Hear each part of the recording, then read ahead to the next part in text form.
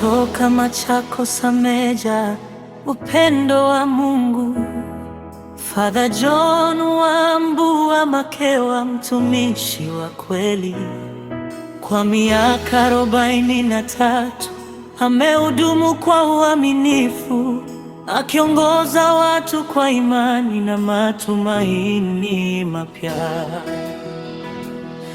Amejenga makanisa, akaleta nyumba za ibada, akanunua na kusaidia viwanja vya kanisa, akiwasaidia mayatima, akiwalea kwa upendo na kuwapa maisha yenye matumaini mapya.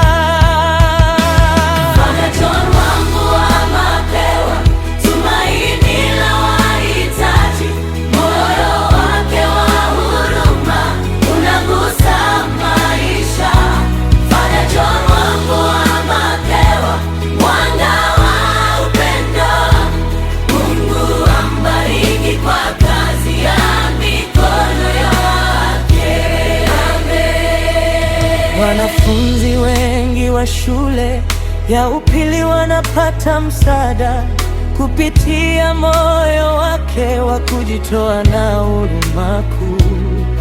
Wenye njaa na wahitaji hawakosi msaada wake, anawainua waliokata tamaa kila siku.